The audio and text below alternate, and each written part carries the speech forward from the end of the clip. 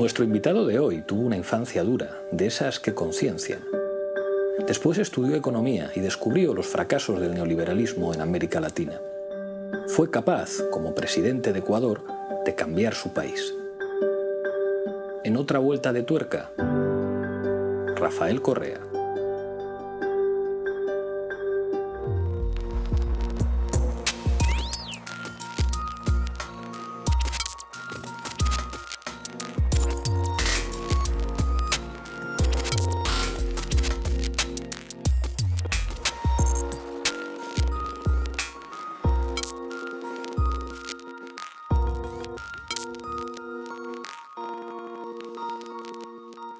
Rafael Correa, bienvenido a otra vuelta de tuerca, un honor.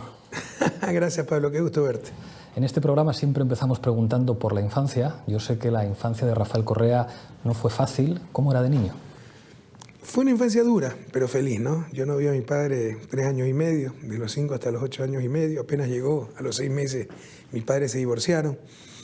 Éramos muy pobres, sobre todo esa pobreza cuando no corresponde a tus relaciones, ¿no? Estaba en un colegio privado, pero yo estaba becado, entonces mis amigos tenían casa en la playa, nosotros teníamos mi casa en Guayaquil, alquilábamos una casa muy precaria, no teníamos ni televisión.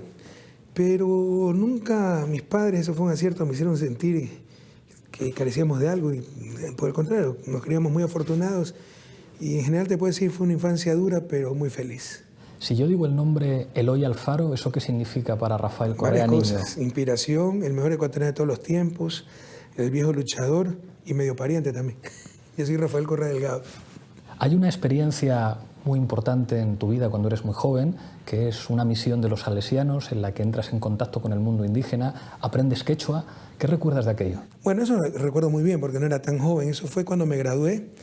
Yo recuerdo que ya cuando estaba en el último año de universidad, o creo haciendo la tesis para graduarme, hubo una feria abierta en la universidad y había un stand que hablaba del problema indígena en Ecuador. Y el problema indígena, si aquí no hay reservaciones como Estado, ¿cuál es el problema indígena?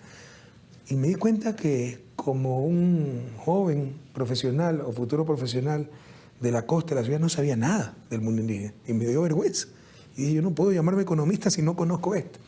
Entonces decidí, al graduarme, ir a trabajar, siempre trabajé con los salesianos, la comunidad salesiana, a las misiones indígenas de los salesianos. Me gradué, cogí mi mochila, fui a hablar con el director, que era un querido amigo, el padre Germán Delgado, falleció hace unos meses, y me dijo 2 misiones que tenían. Cayambe, que conocía bastante bien, y Zumbagua, que no había escuchado en mi vida. Entonces le dije, no, me voy a Zumbagua. Cogí mi mochila, toqué la puerta, aquí estoy, y me quedé un año. De 4 metros a 3.600 metros de altura. Se tiene que notar, claro. Hay otra experiencia que me han dicho que es clave en tu formación ideológica, que es la experiencia en Lovaina, en Bélgica. ¿Qué es lo que significa eso, no solo para el Rafael Correa economista, sino para el Rafael Correa político? Bueno, yo siempre tuve inquietudes sociales, siempre me he nutrido mucho de la doctrina social de la Iglesia. En la universidad, pues hice política universitaria de izquierda, ¿no? Mi movimiento era de izquierda, por primera vez ganamos la Asociación de Estudiantes en la Facultad de Economía, la Federación. Y cuando fui a Lovaina, pues ya me pude también nutrir de la mejor formación académica, porque en ese tiempo la Universidad Ecuatoriana y todavía no tenía grandes falencias. Y también pude entrar en contacto con movimientos progresistas y fui representante de los estudiantes extranjeros. Tomé clases con profesores pues tenían una visión bastante socialista y bueno, me pude, insisto, alimentar de esa formación académica, rigurosa, técnica que tal vez me faltaba, ¿no? En tu tesis doctoral, 3 ensayos sobre el desarrollo económico en América Latina, pones en cuestión de alguna forma, digamos, lo que implicó el neoliberalismo y sus fracasos en los años 80 y en los años 90 en la región. ¿En qué medida eso marca lo que después seríais capaces de hacer en Ecuador? ¿Cómo sabes mi tesis doctoral? Porque eso no conoce nadie. Porque tengo un buen equipo. Porque ¿sabes lo que pasó? Eran 3 ensayos, ¿no? O se puede hacer una sola tesis o 3 ensayos. El uno lo pude publicar en una revista de CEPAL. Los otros 2 estaba en el proceso de publicación, que te mandas, te lo revisan, te regresan las observaciones. Y me robaron la computadora con la base de datos de mi oficina de universidad y perdí todo. No pude publicar los 2 últimos ensayos. Pero 2 de esos ensayos eran hacer pedazos de las reformas estructurales neoliberales del consenso de Washington en América Latina, porque sí me indignaba que lo que había no era ciencia, no era técnica, era propaganda. Lo que había hecho Banco Mundial, Fondo Monetario, BID, era una campaña multimillonaria de marketing ideológico, como dice el profesor Taylor de la New School of Social Science. Era simplemente un pillaje permanente que el Ecuador pagaba a los países del norte. Para ponerles un ejemplo, durante toda la década del 80 y del 90, ¿no?, hasta el 2005, el servicio de la deuda representaba alrededor del 50% del presupuesto del Estado. Entonces tomé el estudio del BID, vaya, ya hasta se me olvidó de qué año, en que proclamaba la eficiencia de las reformas estructurales en cuanto a crecimiento, etcétera, y lo despedacé porque todo era una farsa, o sea, pero era algo increíble, era como dice Douglas North, Premio Nobel de Economía de la Escuela Institucionalista, torturar los datos hasta que Natura confíe. Se habían hecho como 9 modelos econométricos hasta que le dio uno con impacto positivo en las reformas estructurales. Yo hice mejores índices, mejores modelos econométricos y demostré que no había evidencia de que hayan mejorado crecimiento, bienestar en América Latina. 2 ensayos fueron sobre eso y el segundo, el intermedio, fue justo cuando estaba allá, fue la terrible crisis en mi país, donde a las élites no se les ocurrió mejor solución que eliminar la moneda nacional y adoptar el dólar como moneda de curso legal. Entonces yo hice un trabajo muy bueno sobre una moneda común para la región andina, ¿no? Hay toda una teoría al respecto, la teoría de áreas monetarias óptimas, en inglés OCA, ¿no? Optimum Currency Areas. Pero también se perdió ese análisis, aunque la metodología es bastante sencilla y ahí no es que se haya descubierto nada. Y lo más absurdo fue adoptar la moneda de Estados Unidos, porque para adoptar la moneda de otro país, eso le pasa también a la Unión Europea, claro, deben coincidir los ciclos económicos. Y los ciclos económicos entre Estados Unidos y Ecuador son exactamente opuestos. Claro. Cuando nos va bien por el alto precio del petróleo, a ellos les va mal y viceversa. Entonces, cuando no ocurre eso, tiene que haber perfecta movilidad de fuerza de trabajo. Y bueno, pues que un trabajador desempleado de Ecuador vaya a trabajar a Estados Unidos. Claro. Eso no existe. Claro. Entonces es un absurdo técnico.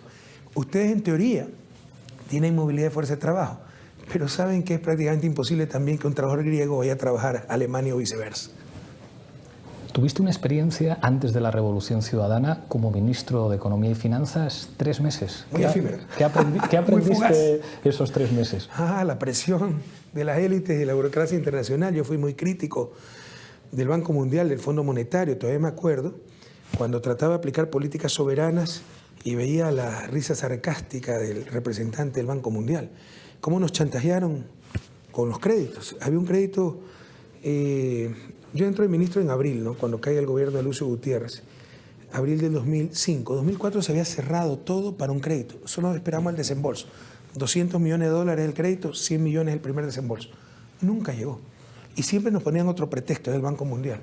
Hasta que tengo que viajar a Washington, la vicepresidenta de ese entonces, Pamela Cox, y tengo que reconocer al menos la frontalidad anglosajona, me dijo de frente, no le vamos a dar el crédito si han cumplido todos los requisitos que le hemos pedido porque usted cambió la política económica. Y recuerdo la risa, insisto, ¿no?, burlona de ese tipo. Entonces, lo que nunca esperaban es que ganara la presidencia de la República. Y lo primero que hice fue expulsar a ese tipo del Ecuador. Ese proceso de revolución ciudadana está marcado por 2 palabras que en España todavía son difíciles de entender. Proceso constituyente. ¿Qué es lo que significa eso en Ecuador? Convocaré a la consulta popular para que el soberano, el pueblo ecuatoriano, ordene o niegue esa Asamblea Nacional Constituyente de plenos poderes que busque superar el bloqueo político, económico y social en el que el país se encuentra sumergido. El país estaba desinstitucionalizado, el Estado destrozado. Nosotros no fuimos a administrar un sistema, había que crear un sistema. En 10 años habíamos tenido 7 presidentes, depende de cómo los cuente, porque si cuentas un triunvirato de 2 horas y una vicepresidenta de un día eran 11 presidentes. En promedio, cada gobierno había durado 18 meses. Eso era un desastre. Entonces teníamos que empezar a reconstruir, rehacer el país. No había sistema de salud, no había sistema de educación, no había sistema universitario, no había institucionalidad. Entonces eso significa el proceso constituyente, poner las nuevas bases sobre las que se constituye la sociedad, el nuevo país. Hay 3 políticas económicas del gobierno en Ecuador que han dado que hablar en todo el mundo. Renegociación de la deuda, renegociación de los contratos petroleros y reforma fiscal. ¿Balance? Eso nos permitió liberar miles de millones de dólares para tener el coeficiente de inversión pública más alto de Latinoamérica en varios años y en general en el periodo de los más altos, tal vez solo comparable con el de Bolivia, con Evo Morales, porque renegociamos con mucha rigurosidad técnica, pero también con mucha firmeza, una deuda que era inmoral y la pudimos recomprar a valor de mercado. Siempre se renegociaba a valor nominal. Nosotros la recompramos a valor de mercado. Eso bajó el servicio de la deuda como porcentaje del presupuesto del Estado del 20-23% al 5%. Liberó miles de millones de dólares. Luego los contratos petroleros que se negociaron en los 90, se llamaban contratos de participación, cuando el precio de barril estaba a $16 y nos daban $4, $5 por barril. Subió el precio a 60, 70 dólares y nos seguían dando 4 o 5 dólares por barril. Lo renegociamos a contratos de servicios. Nosotros pagamos una tarifa por barril extraído por parte de las empresas privadas y el resto es para nosotros. Nos permitió ganar miles de millones, sobre todo cuando el precio estaba en 80, 100 dólares. Y triplicamos la recaudación tributaria, y más que por reforma fiscal, por combatir la evasión, porque era el deporte nacional, sobre todo de las élites, no pagar impuestos.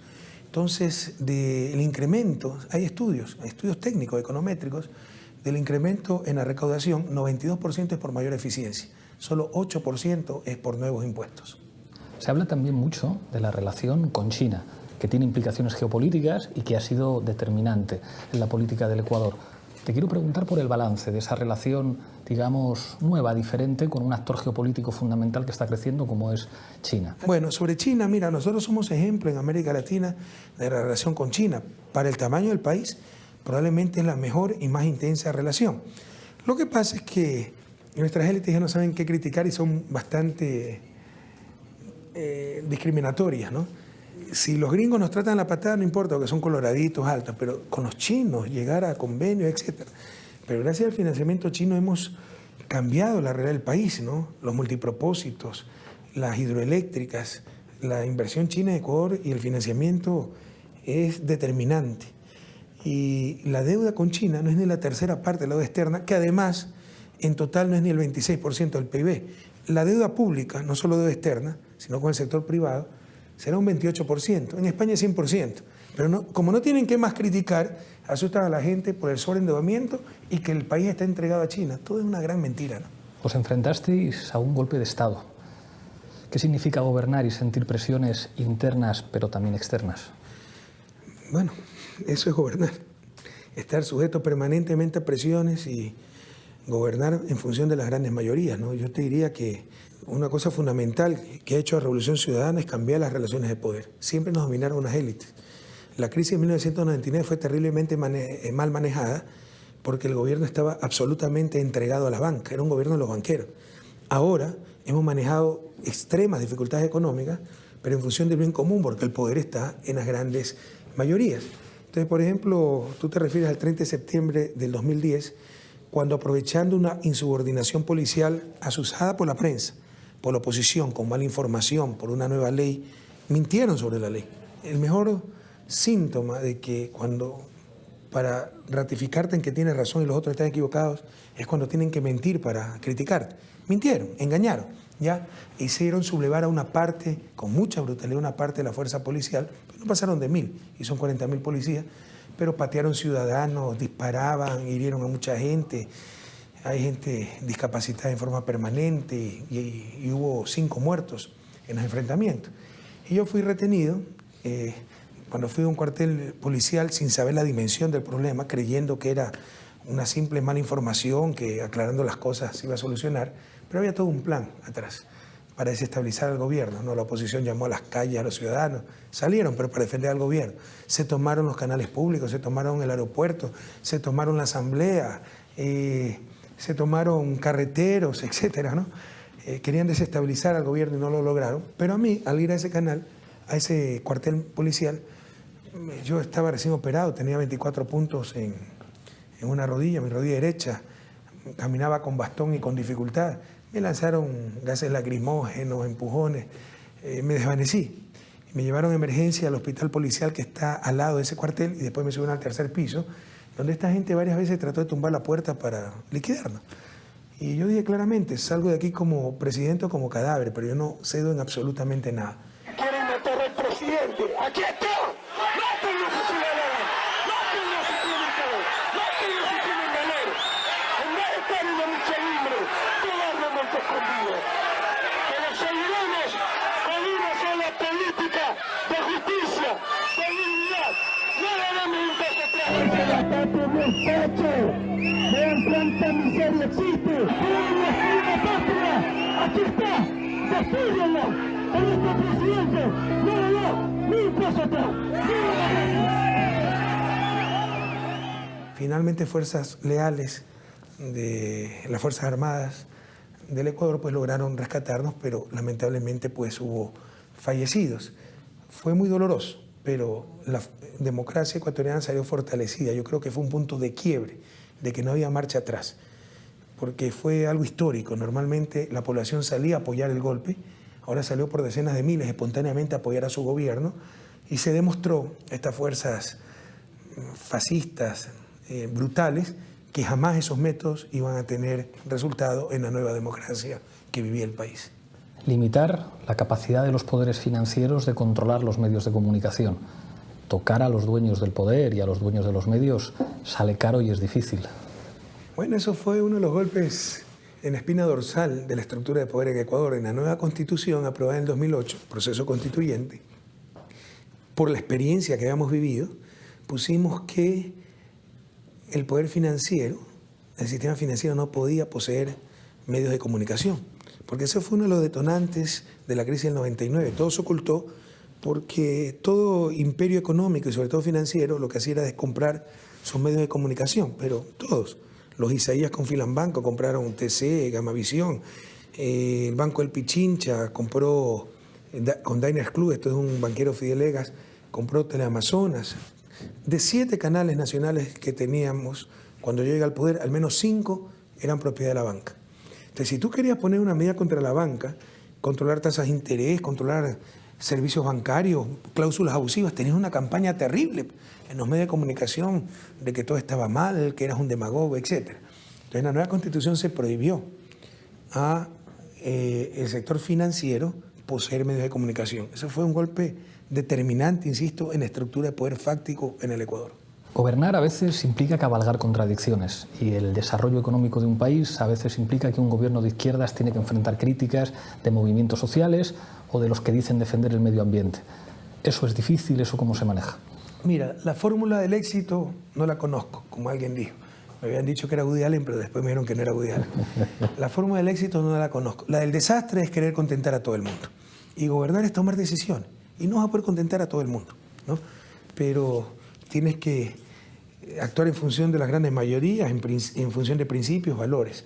Entonces hemos tomado decisiones correctas. A mí no me gusta la minería, pero menos me gusta la miseria.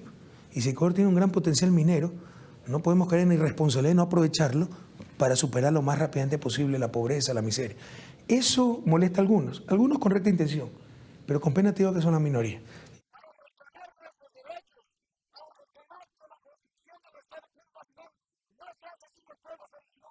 La mayoría son politiqueros que caen en terribles contradicciones y lo que quieren es, con cada decisión que tome el gobierno, desgastarnos lo más posible. Pero hay que enfrentar esas cosas, ¿no? El costo de gobernar, más aún en una democracia inmadura todavía, bastante inmadura como la democracia ecuatoriana. 19 de febrero, nuevas elecciones en Ecuador. ¿Perspectivas? Hasta ahora muy buenas. O sea, todo el mundo está disputándose el segundo lugar, nadie duda del primer lugar para la Revolución Ciudadana. O sea, eso ya es inédito en Ecuador y América Latina. Por eso quiero preguntar, digamos, cambio de ciclo en América Latina, malas noticias que llegan desde Argentina, malas noticias que llegan desde otros países. Como dijo nuestro buen amigo Álvaro García Linera, vicepresidente de Bolivia, son tiempos duros, pero tampoco terribles. Claro, vivimos una época de oro, ¿no? 2007, 2008, 2009.